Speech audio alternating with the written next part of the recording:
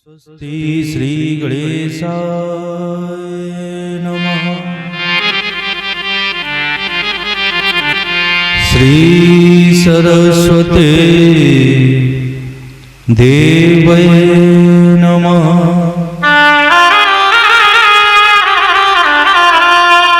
श्री मातुव्रत चरण कमलेभ्यो नमः।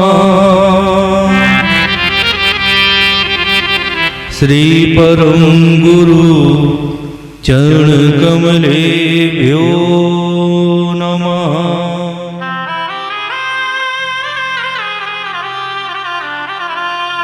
गजाननं भूतगणाधिसेवितं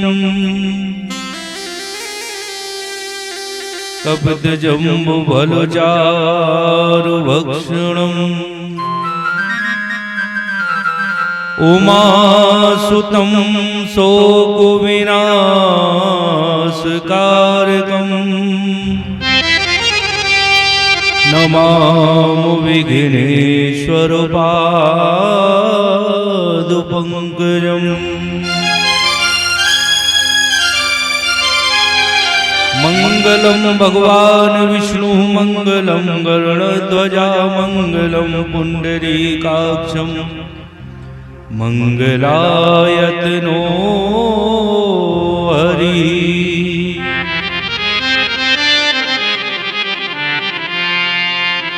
वसुदेवसुतं देवं कंसचारूढमर्दनं देवकी परमानन्दं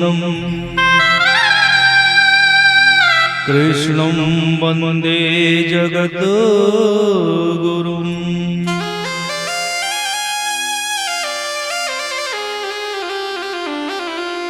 सच्चिदानन्दरूपाय विश्वोत्पत्त्यादिहेतुवे तापत्रय विनाशाय श्रीकृष्णाय वयं नुमः।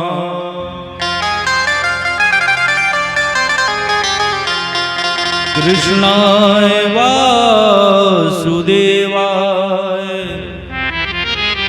हरे परमात्मने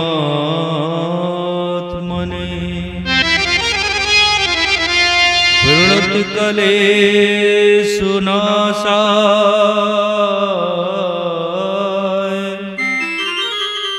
गोविन्दाय नमो नमः।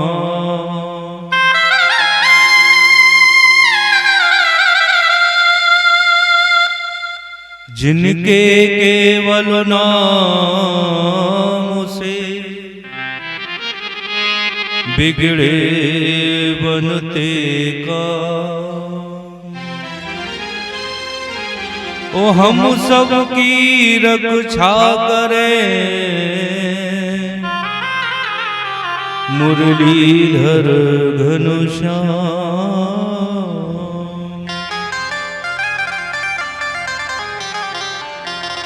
जिनके सेवा भाव से मगन हुए सिया राम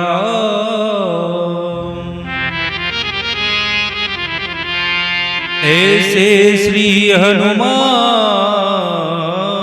जी को बारंबार प्रणाम।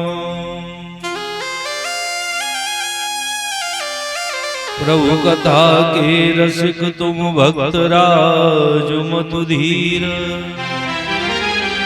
आए सुआसन लीजियो तेज पुंज कपवीर। नारायणं नमस्कृतं नरं चैव नरोत्तमं देवी सरस्वती व्यासं ततो जय मुदीरे तो जय जय श्री राधा रमण, जय जय नवल किशोर, जय गोपी चित चोर प्रभु की जय जय माखन चोर, जय जय माखन चोर।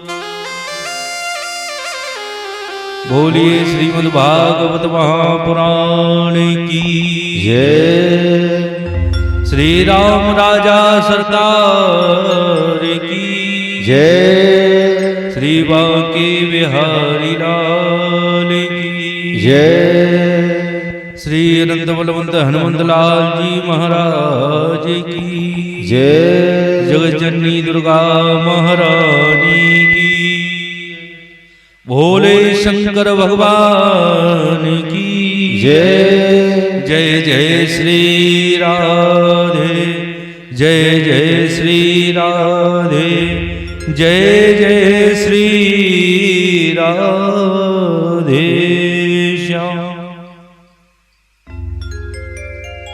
जय श्री राधे, जय श्री श्याम।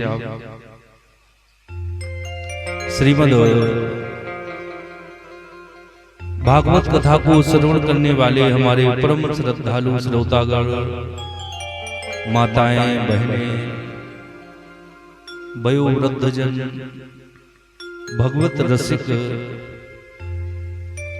और भगवान की कथा में चार चांद लगाने वाले हमारे कुशल कलाकार, हमारे महाराज जी, शास्त्री जी, सभी के हृदय में अपने ठाकुर जी के दर्शन करते हुए सभी को राधे राधे। भगवान की कथा में प्रवेश करते हैं, उसके पहले हरि नाम का सहारा लेते हैं, क्योंकि हमें इस जीवन में किसी न किसी का सहारा तो अवश्य लेना पड़ेगा। तो भगवान के नाम का सहारा हमें क्यों चाहिए? क्योंकि इस संसार सागर से हम पार हो जाए। ये संसार एक सागर है। ये संसार क्या है?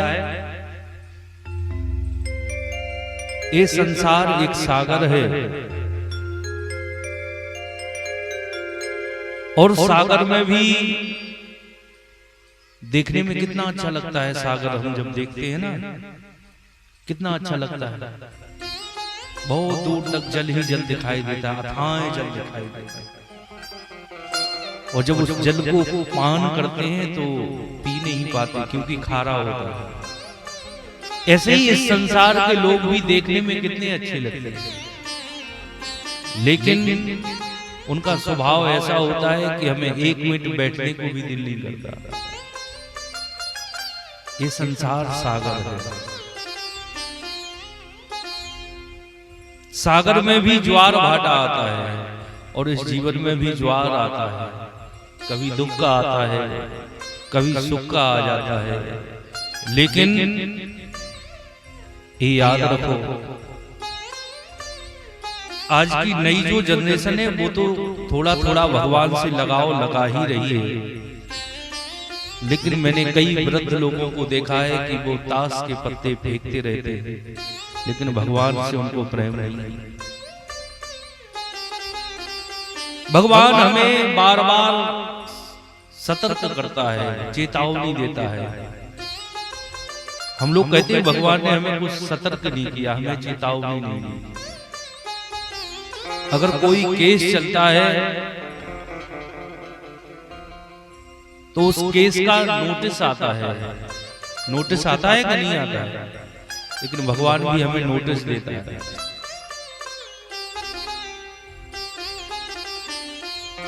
भगवान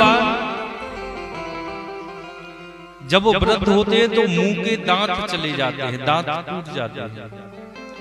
भगवान कहते हैं मेरा नोटिस है, लेकिन हम उसको फाड़ देते हैं, नकली दांत लगवा लेते हैं। और आंखों से कम दिखने लगता है, हम लोग चश्मा बनवा लेते हैं, वो भी नोटिस फाड़ देते हैं। भगवान हमारे बालों को सफेद कर देते हैं, नोटिस देते हैं कि अब भगवान में लग जाओ, हम लोग उनको भी काले करा लेते हैं, भगवान के नोटिस फाड़ देते हैं। लेकिन किसी संत ने कहा है कि अभी भी चेत जाओ। कैसे? ये बाल तुम्हारे सफेद हो गए और वो कहते हैं कि अब नो चेतेना,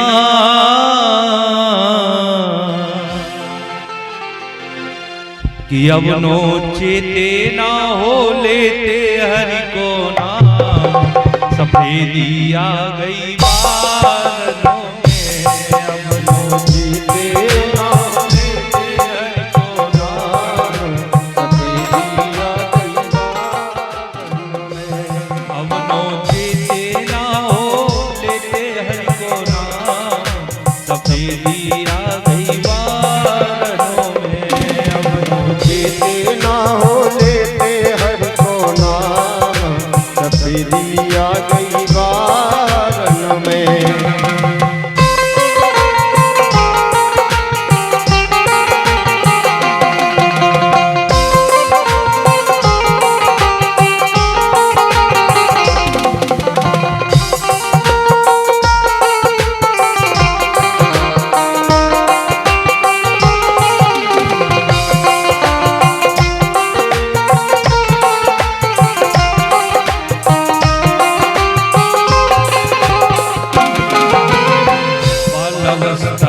खेलत कड़ गई जवानी में का भजने, बाल अवस्था खेलत कड़ गई जवानी में का भजने, बाल अवस्था खेलत कड़ गई जवानी में का भजने, बाल अवस्था खेलत कड़ गई जवानी में का भजने।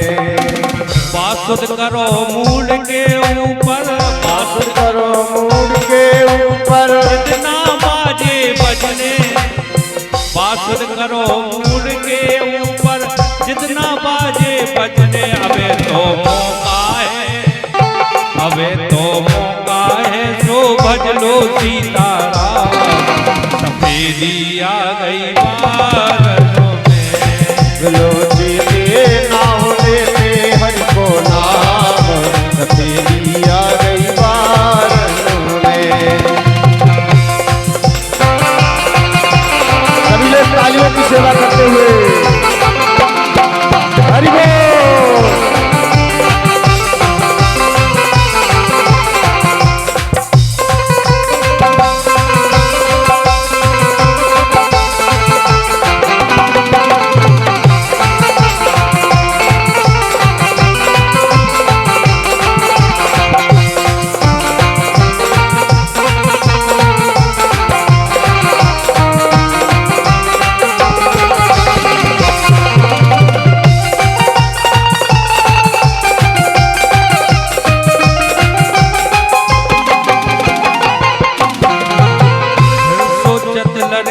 बिटियन के ब्याह काज से निपटत, ब्याह काज से निपटत, ब्याह काज से निपटत, फिर सोचत लड़का बिटियन के ब्याह काज से निपटत, ब्याह काज से निपटत, ब्याह काज से निपटत। नाती पंथी भय सयाने, नाती पंथी भय सयाने, बेचिंता से चिपटत, बेचिंता से चिपटत, बेचिंता से चिपटत। ऐसी सोचत में, ऐसी सोचत में सुबह से हो गई शाम, सफेदी आ गई बारन में, अब नो चेते ना हो लेते हरि को नाम, सफेदी आ गई बारन में।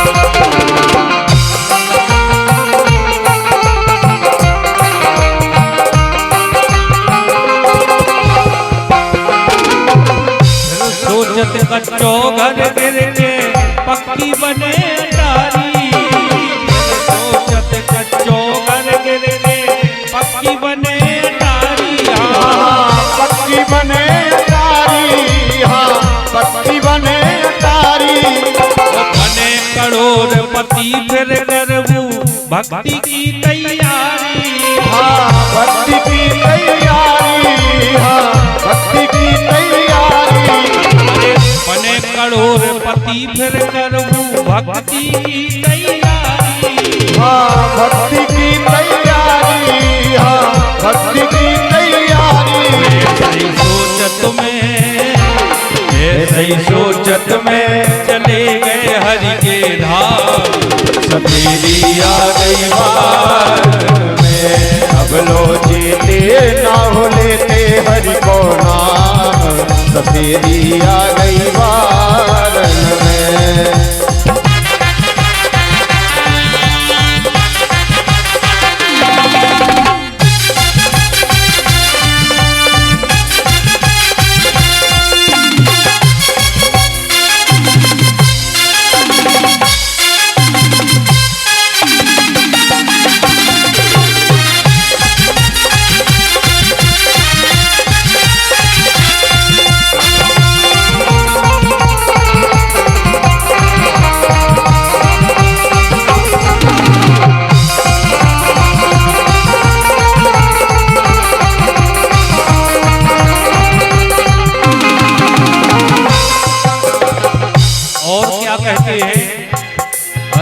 हाड़ मास आगी में जर गौ अब का लाख बटोरत। हाड़ मास आगी में जर गौ अब का लाख बटोरत। अरे धीर वीर मोती जा माया, धीर वीर मोती जा माया, धीर वीर मोती जा माया।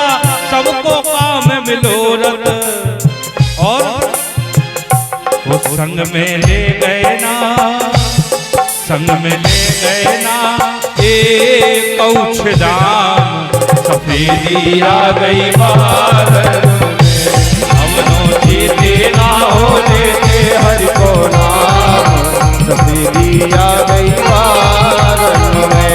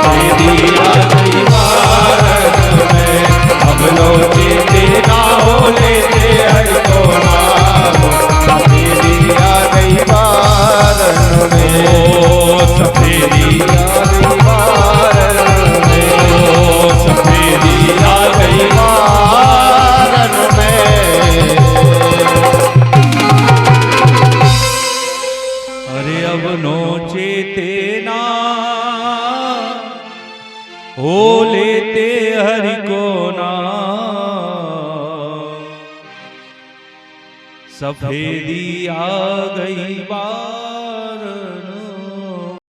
कल हम सभी लोगों ने भगवान की कथा को श्रवण किया कि इस संसार में हम कहीं भी रहें लेकिन भगवान के नाम का स्मरण करते रहे, स्मरण करते रहे। जैसे हम कहीं जाते हैं तो अपने घर वालों को कितने जल्दी कॉल करते हैं, फोन मिलाते हैं, उनसे संपर्क में रहते हैं। ऐसे ही हम कहीं भी रहें लेकिन ईश्वर को याद करते रहे। सुखदेव जी राजा पारिषद को कथा श्रवण कराते हैं भगवान ऋषभदेव जी की। ऋषभदेव जी महाराज के 100 पुत्र थे। कितने? 100 पुत्र थे। और 100 पुत्र में सबसे बड़े जो पुत्र थे उनका नाम था भरत। और ऐसे 3 भरत हुए जिनसे हमारे देश का नाम हुआ है भारत। पहले हमारे इस देश का नाम था अजनाव खंड। कौन कौन हुए ऐसे 3 भरत? एक भगवान श्री राघवेंद्र सरकार के भाई जिनका नाम है भरतलाल जी, और एक शकुंतला पुत्र भरत, और एक भगवान ऋषभ देव के पुत्र भरत, जिनके नाम पे हमारे देश का नाम क्या हुआ? भारत। ये दिव्य है भारत भूमि। भारत भूमि को कर्म भूमि कहा गया है, बाकी सारी भोग भूमि है। और ये हमें खुशी की बात है कि हमारे भारत देश में ही भगवान अवतार लेके आते हैं, अमेरिका में अवतार नहीं लेते हैं कन्हैया। और डबल खुशी की बात यह है कि भारत देश में भी हमारे उत्तर प्रदेश में ही भगवान अवतार लिए हैं। और जितने भी तीर्थ हैं, अधिकतर तीर्थ हमारे उत्तर प्रदेश में ही हैं। लेकिन कहते हैं ना कि दीपक के नीचे ही अंधेरा होता है। भगवान ने अवतार यहाँ लिया है, इसलिए हम लोग उनको इतना ज्यादा लाइक नहीं करते। अरे विदेश से लोग देखो कितने लोग आ रहे हैं, भगवान का दर्शन कर रहे हैं, भजन कर रहे हैं। कभी वृंदावन आओ, अंग्रेज मंदिर, इस्कॉन मंदिर को देखो। तो महाराज ऋषभ देव जी, जिनके 100 पुत्र, सबसे बड़े पुत्र का नाम है भरत। और जब ऋषभ देव जी ने अपने पुत्र भरत को राजगद्दी दे दी, राज सौंप दे दिया, तो राज सौंपने के तत्पश्चात ऋषभ देव जी जंगल को चले गए और जंगल में जाके भगवान का भजन किया। क्यों? क्योंकि जब हमारी 50 हो जाती है ना, 50 के जब हम हो जाते हैं, तो उसके बाद घर का सब कामकाज छोड़ देना चाहिए। क्यों? क्योंकि 50 के बाद जब जो गिनती आती है उसको हम क्या कहते हैं? 51। अब वन में जाओ, 51 अब वन में जाने की जरूरत है। अब तुम्हारे बस की घर का काम नहीं है, लेकिन माया ऐसी लगी रहती है कि हम छोड़ नहीं पाते हैं। ठीक है, वन में मत जाओ, लेकिन मन में बन जाए। घर में रहो, लेकिन घर तुम्हारे अंदर घर ना कर जाए। अरे कथा सुनने यहाँ आए, मालूम चलेगा घर का ताला लगा के नहीं आए, ना जाने बहू और लड़का कुछ निकाल नहीं ले, मन में लगा हुआ है। तो महाराज ऋषभ देव जी जब कहाँ चले गए? वन में चले गए। वन में जाकर भगवान का ध्यान करते हैं, भगवान का पूजन करते हैं। इनको अणिमादिक सिद्धियां प्राप्त हो गई। कौन सी? अणिमादिक। ये सिद्धियां किसको प्राप्त हैं? हनुमान जी को। किसने दी? जानकी जी ने। अष्ट सिद्धि नौ निधि के दाता के असवर दीन जानकी माता। जानकी मैया ने हनुमान जी को 8 सिद्धि और 9 निधि दी, लेकिन किसको दी? जो देने वाला है, जो केवल रख के तिजोरी में लॉक कर दे, उसको नहीं मिलती है। दाता मतलब जो एक दूसरे को ट्रांसफर करता रहे, देता रहे। एक सिद्धि अगर हो जाती है तो सारे संसार में डंका बजता है। बज रहा है ना बागेश्वर वाले, एक सिद्धि। और जिसको 8 सिद्धि और 9 निधि है, उसकी तो बात ही अलग है साहब। तो ऋषभ देव जी को जब सिद्धियां हो गई, ये सिद्धि अच्छी भी होती और बुरी भी होती। ये सिद्धि अच्छी भी होती और बुरी भी होती। कहो कैसे? एक संत जी को सिद्धि हो गई। क्या सिद्धि हुई? कि अगर किसी का बालक अगर सूखा है, दुबला पतला, कहते नहीं है सूखी का रोग लग गया, तो वो बाबा जी अपना थोड़ा सा खून निकालें और उस बच्चे को लगा दे, तो उसका सूखी का रोग दूर हो जाए। बाबा जी के पास बहुत दूर दूर से लोग आए। एक बार क्या हुआ कि पूरे गांव में सूखी का रोग फैल गया, सब बच्चे सूख गए, सब लोग गए। बाबा जी थोड़ा सा प्लीज खून दे दीजिए ना, हमारा बच्चा सूख रहा है। बाबा जी बोले 100 लोग खड़े, इनको कितने लोगों को देंगे? बोले बाबा जी देखो तुम्हारे तो आगे पीछे कुछ नहीं है, हमारे बच्चे हैं, दे दो ना। बाबा जी ने मना किया, बोले बादो बाबा जी के हाथ पीछे। वो ललितपुर जाके लाए निडिन, सुई लाए और लगा लगा के निकाला बाबा जी को, बाबा जी की राधे राधे। तो ये सिद्धि अच्छी भी है और बुरी भी है, लेकिन ऋषभदेव जी महाराज ने सिद्धियों का उपयोग नहीं किया। उनके पास शक्ति है, लेकिन जो संत होता है वो शक्ति का दुरुपयोग नहीं करता है, वो दूसरे की भलाई के लिए तो कर देगा।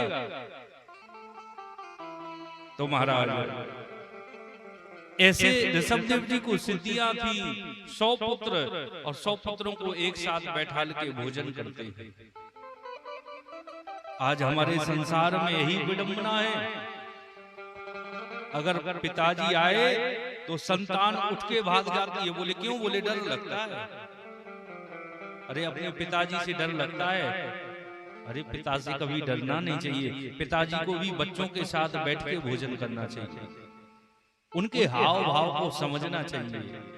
आज ऋषभदेव जी 100 पुत्रों को बैठाल कर भोजन कराते समय पूछते हैं, बेटा ये जिंदगी किस लिए मिली है? बोले पिताजी ये खाने पीने को मिली है। बोले अच्छा। दूसरा पुत्र बोला, पिताजी ये जिंदगी नाच गान देखने के लिए मिली है। तीसरा बोला, नहीं नहीं, ये तो हम राजा है ना, तो राज संभालने को मिली है। सबने अपना अपना उत्तर दिया, लेकिन ऋषभदेव जी बोले नहीं नहीं, ये जिंदगी मनुष्य की जिंदगी पाके, और अगर आपने कोई अच्छा काम नहीं किया, दो रास्ते हैं, एक सत्मार्ग का और एक गलत मार्ग का। मनुष्य पाके अगर आपने संतों की सेवा नहीं की, गलत काम किए, गलत रास्ते पे गए, तो आपकी जिंदगी नरक बनने में कोई देर नहीं लगेगी। भरत जी ने समझाया है, और भरत जी जब समझ गए तो ऋषभदेव जी कहते हैं, बेटा एक प्रकाशमय रास्ता है और एक अंधकारमय है, तुम कहां जाना चाहते हो? बोले पिताजी हम लोग प्रकाशमय रास्ते की ओर जाना चाहते हैं। तो बोले बेटा ये मनुष्य जीवन फिर नहीं मिलेगा, भगवान का भजन हमें करना चाहिए। आज भरत जी को राज तलक करके चले गए, और भरत जी ने राज्य को संभाला है। कुछ दिनों बाद भरत को भी वैराग्य हो गया, और जब भरत जी को वैराग्य हुआ तो भरत जी नेपाल में एक गंडकी नाम की नदी है, उस गंडकी नदी में शालिक राम से प्रकट होते हैं। शालिक राम जी वहीं से प्रकट होते हैं, उस गंडकी नदी से ही। वहां जाके भरत जी ने भगवान का ध्यान किया है, सब कुछ छोड़ के भजन किया है, भजन